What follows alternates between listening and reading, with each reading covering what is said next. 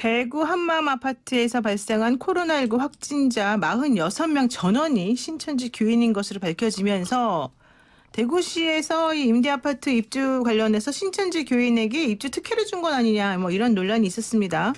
그런데 그 와중에 한 연립주택에서 8명의 확진자가 나왔는데 이분들도 역시 다 신천지 집단 사람들이라는 거죠. 신천지 사람들이라는 거죠. 이렇게 지금 신천지를 믿는 분들이 집단으로 거주하는 거주지에 지금 감염이 계속해서 나타나고 있는 상황인데요. 그래서요, 신천지의 집단 거주 상황을 잘 아시는 분하고 이야기를 나눠보기 위해서 저희가 모셨습니다. 6년간 대구 다대오 지파에서 활동하면서 전도 교관을 맡았던 김충일 전도사님 모셨습니다. 전도사님 안녕하세요. 안녕하세요. 네, 다대오 신천지 교회에서 전도 교관으로 활동하셨다고 그러는데 다대오는 뭐고 전도 교관은 뭡니까? 그 신천지에서는 전국에 있는 지역을 12개로 나눠놨어요. 그렇죠. 12개 네. 지파가 있다고 그러더라고요. 네, 그중에 이제 대구 경북을 관할하는 지역이 다대오 지파라는 곳이고 제가 그 지역의 포항 지역에서 전도 교관으로 활동을 했었습니다. 언제 들어가셨다가 가서 전도 교관의 일은 구체적으로 어떻게 하신 겁니까?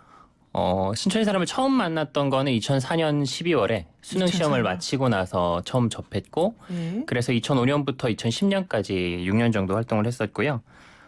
안에서 물론 했던 일들은 굉장히 많이 있는데 그중에 가장 마지막까지 하고 가장 높은 직위에 있었던 게 복음방 교관이고 편의상 전도 교관이라고 부르고 있고요.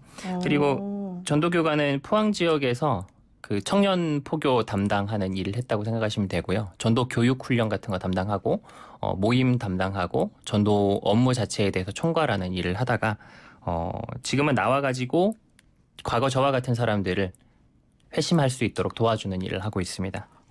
아니 수능 마치자마자 곧바로 신천지에 포섭이 됐다는 거잖아요. 네네. 어떻게 그렇게 되죠? 저희 친형이 저랑 같은 대학교에 다니고 있었는데 네. 저희 형이 그때쯤에 신천지에 빠진 거예요. 형님도 빠졌어요. 네네, 친형이. 그래서 친형이 빠지고 나서 너무 좋으니까 자기 입장에서는 그래서 동생한테도 알려줘야 되겠다. 마침 같은 대학에 온다 그러니까 학교 선배를 미리 소개시켜주겠다 그래가지고 네. 학교 선배를 미리 소개받아서 그 선배를 통해서 성경 공부를 하고 신천지에 빠지게 된 거죠. 그러니까 처음에는 성경 공부합시다 이래가지고 내가 가르쳐줄게 얘기 한번 해보자 이런 식으로 해서 접근을 하나요? 근데 무작정 성경 공부하자고 하진 않죠. 그건 아주 옛날에 했었던 방법이고 성경 네. 공부를 유도하기 위해서 최소 6개월에서 1년 사이에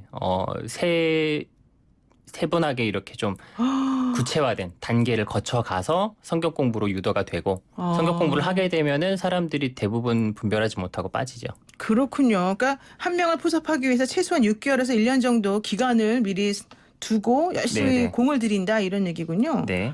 그런데 어떻게 빠져나오셨어요? 제가 일하고 있는 지금 이단 상담소에서 저도 상담을 받고 신천지의 모순과 실체를 알게 돼서 나오게 되었고요. 구체적인 얘기를 다 하려면 지금 시간이 부족하니까. 네, 알았습니다. 그 당시 신천지에서 이단 상담하는 목사를 테러하라 이런 지령도 받으셨다고 들었는데 이게 무슨 말입니까? 이제 신천지에서 지금 제가 일하는 이단 상담소 같은 곳에 신천지 사람들이 와서 교육을 받으면은 신천지에서 탈퇴하게 되거든요. 신천지의 실체를 깨닫게 돼가지고. 네. 이런 사람들이 자꾸 생겨나면은 그냥 숫자만 줄어드는 개념이 아니고요. 저 같은 사람들이 생기는 거예요. 신천지의 실체를 폭로하러 다니고 신천지의 모순을 지적하고 다니는 사람들이 생겨나고 이런 사람들이 많아지면 많아질수록 신천지 입장에서는 자신들의 정체성이 흔들리는 위험을 겪게 되는 것이죠. 네. 그러니까 이런 일을 하는 사람들을 굉장히 원수같이 여기고 상담소에 못 가도록 철저하게 교육을 시키고 있습니다. 그리고 저한테 시킬 때는 이단 상담하는 목사를 이렇게 테러를 하게 되면은 겁을 먹어서 이 일을 못하지 않겠느냐. 그리고 이 일을 계속하더라도 적어도 병원에 입원해 있는 기간 동안에는 신천지에 해가 되는 행동을 못할 거니까 그 법적인 처벌을 각오하고 신천지에 도움이 되는 일이니까 한번 해보자 이렇게 이야기를 한 거죠. 그럼 테러라는 게 진짜 테러를 말하는 거예요? 막 때리고 폭행하고 이런 거를? 때리고 폭행하는 걸 그럼 그렇게 말하죠. 하셨어요? 시도를 하다가 감사하게도 다 실패해가지고 성공을 하지는 못했습니다. 지난번에 보니까는 이만희 총회장이 네. 신천지를 빠져나가려고 하는 사람에게 막 욕설을 하고 막 폭행하려고 하고 그랬다는 녹취가 공개된 적이 있는데 네네. 그럼 그런 일이 일반적으로 일어나는 겁니까? 나가려고 하는 사람에게는? 나가려는 사람한테 흔하게 나타난 일은 아니고요. 그 녹취록 같은 경우는 이만희랑 매우 가까이 있었던 사람, 신천지의 실체를 많이 알고 있는 사람이 나가게 되니까 그 사람이 신천지의 해가 되고 실체를 폭로할 만한 자료들을 많이 가지고 있으니까 그렇겠네요. 그 부분에 대해서 예방하기 위해서 이만희가 직접 전화를 해서 욕설을 하거나 겁을 주는 이런 행동들을 했던 것이고, 일반적인 사람들이 나갈 때는 굉장히 물고 늘어지고 못 나가게 회유하고 설득하는 과정들은 많이 있지만 일반적으로 그렇게 많이 폭행하고 협박하는 일이 흔하게 나타나지는 않고요. 그렇군요. 좀 전에 형님이 원래 신천지 교도여서 본인을 그렇게 같이 신천지에 끌어들였다 얘기하셨는데, 형님도 그러면 지금 나오셨습니까? 아니면 형님은 아직도 신천지입니까? 나올 땐 같이 나와서 지금 형은 미국에서 생활하고 있어요. 그렇군요. 좋습니다. 자, 대구 한마음 아파트에서요, 46명의 확진자가 나왔는데 입주민 140명 정도 중에서 94명이 신천지 신자였고, 또 그중에 확진받은 46명이 전부 다 신천지다. 그러니까 사람들이 전부 다 신천지는 집단으로 모여 사는 장소가 있나 보다 이렇게 생각했습니다. 이게 맞아요? 신천지는 기본적으로 집합 본부든지 아니면 지교회든지 간에 집단 거주하는 장소가 있어요. 교회 내부에도. 내부에도 있어요? 네, 왜냐하면 신천지에서는 종일 활동하고 교회에서 생활하는 그룹이 있거든요. 네. 종일 활동자라고 부르고 또 특전대들도 그런 식으로 활동을 하고요. 특전대는 뭐고 종일활동자는 뭡니까? 종일 활동자는 신천지에서 활동비를 받으면서 하루 종일 자신의 직업 없이 신천지 전도 활동만 하는 사람들이고요.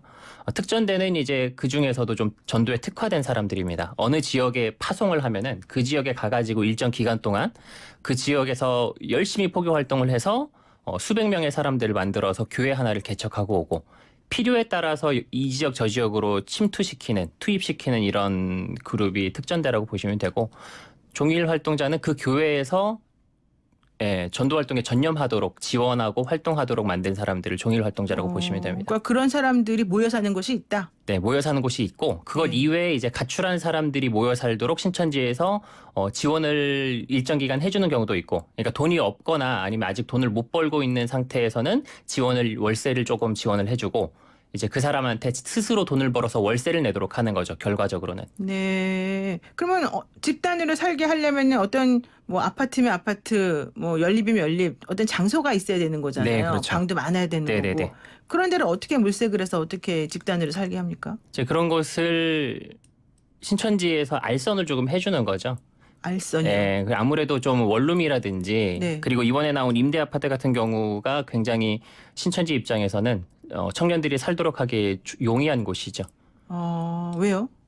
저렴하니까요. 월세가 저렴하고 또 이제 입주 자격도 또 청년들 근로자에게 맞춰져 있는 부분이기 때문에 좀 용이하게 접근할 수 있었던 것 같아요. 그러니까 여기가 얘기 들어보니까 전두환 대통령 당시에 만들어진 곳이고 85년도인가 그때 만들어진 곳이고, 원래는 만 33세 이하의 사람들에게 그 공단에서 이제 일하시는 분들을 위해서 만들어진 곳이었는데, 처음에 사람이 안 들어갔다고 그래요. 그래서 사람이 모자라니까 오히려 신천지 신도인 사람들이 아름아름 한 명 한 명 이렇게 소개해가지고 이런 거주 형태를 만들었다 이런 얘기가 나오던데, 네네. 그러니까 그런 식으로 보통 신천지에서는 집단 거주 지역을 만드는 겁니까?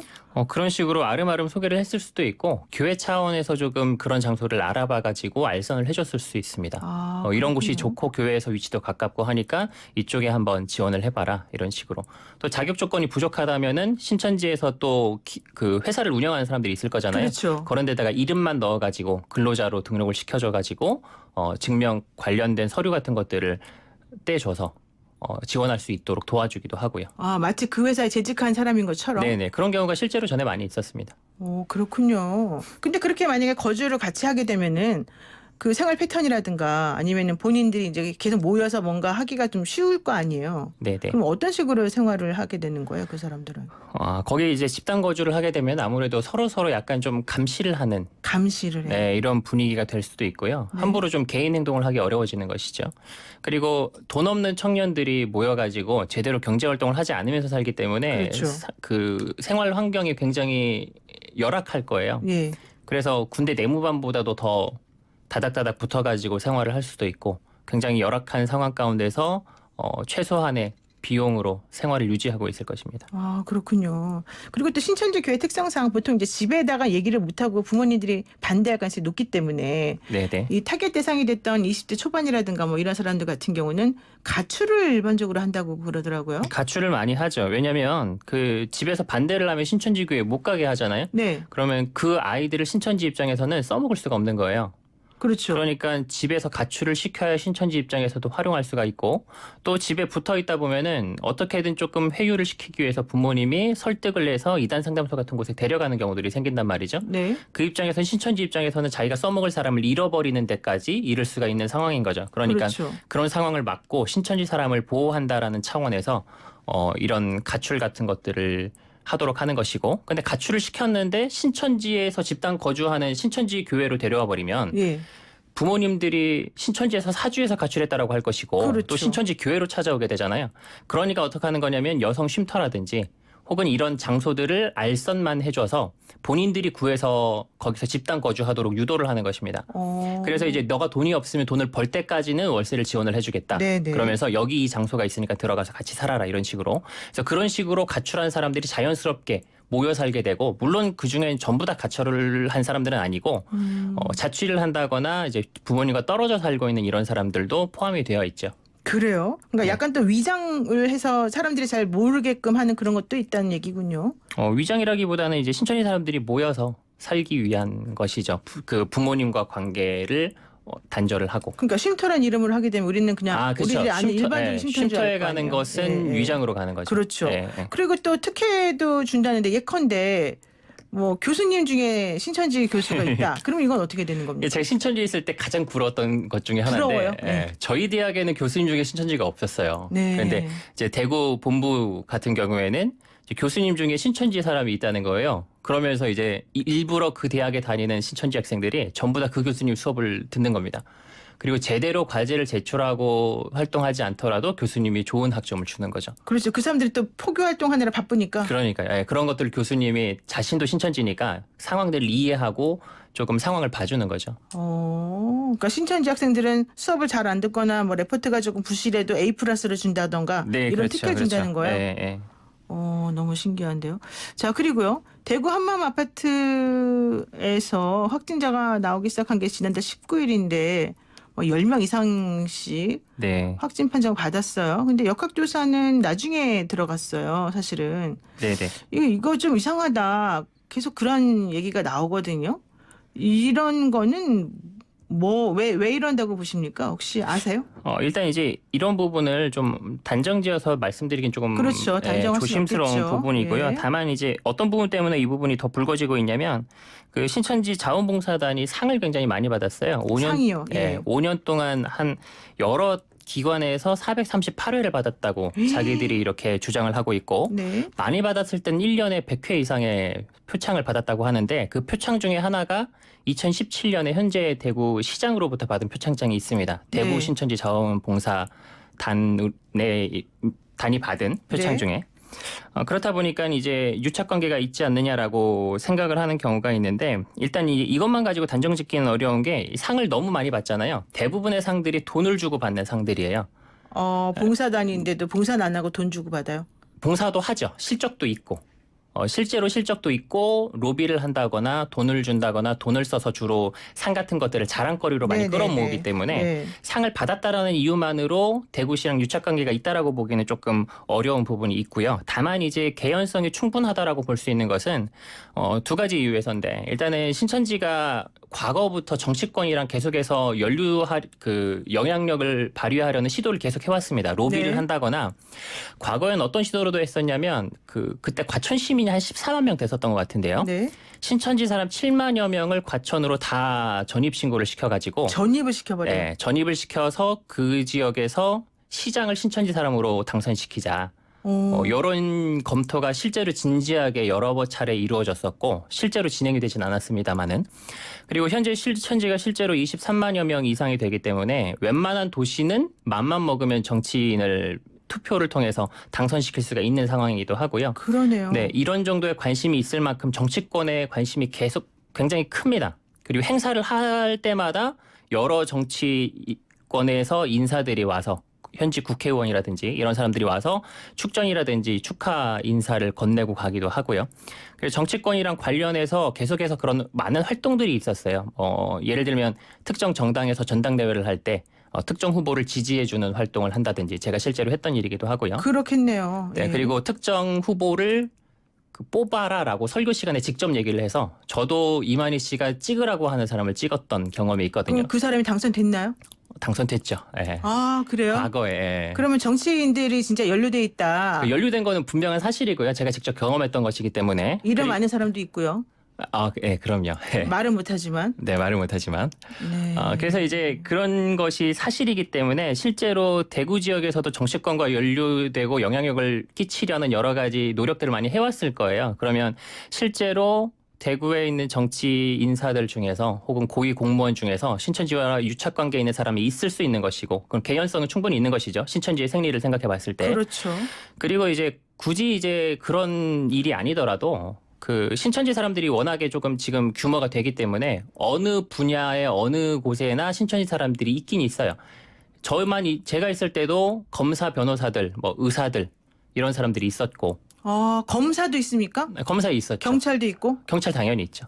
네. 이제 그런 사람들이 신천지를 비호하는 활동들을 해줄 수밖에 없겠죠. 그렇죠. 네, 만약에 근데 시청 공무원에도 분명히 신천지 사람이 있을 것인데 그렇죠. 만약에 공무원에도. 그 사람이 만약에 고위 공무원이라면 신천지를 도와주는 활동들을 분명히 했을 가능성이 열려 있는 것이죠. 그래서 지금 신천지 관련해서 여러 가지 수사나 이런 게 좀 어렵다는 얘기 나오는군요. 한 네. 30초만 짧게 말씀드릴게요. 네. 그 지난번에 대구에서 신천지가 120억을 갑작스럽게 기부한 적이 있지 않습니까? 네네. 대구에서만 100억을 만들었다는데 돈이 그렇게 많습니까? 그거는 큰 돈이 아니죠, 신천지 입장에서. 큰 돈이 아니에요? 네, 신천지에서 그 회계보고가 되는 돈이 있고 안 되는 돈이 있어요. 네. 네, 신도들은 자신들은 회계보고가 투명히 다 되고 있다 생각하는데 네. 주정헌금이나 11조라든지 아니면 집화나 지교의 건축헌금 같은 것 정도는 해주는데 네네. 그런데 그런데 이제 거기 안에서 이제 여러 가지 사업들을 하고 기념품을 판매하고 총회 건축 헌금 같은 경우는 회계보고가 안 되고 숨겨져 있는 돈이거든요. 비자금처럼 은닉하는 거죠. 그렇죠. 그 드러나지 않은 그 돈을 제가 과거에 대략적으로 계산을 해봤는데 최소치로 잡더라도 한 5천억에서 6천억 정도는 되겠더라고요. 5천억에서 6천억이요? 드러나지 않은 돈이. 아, 그러니까 이제 그 정도 돈은 그렇게 큰 돈이 아니라고 볼 수 있고. 알겠습니다. 네, 오늘 말씀 여기까지 듣겠습니다. 고맙습니다. 네, 감사합니다. 대구 신천지교회 다대오 지파 전도교관이었던 현 한국기독교 이단상담소협회 김충일 전도사였습니다. 초특가 할인 제품 거래 수수료 무료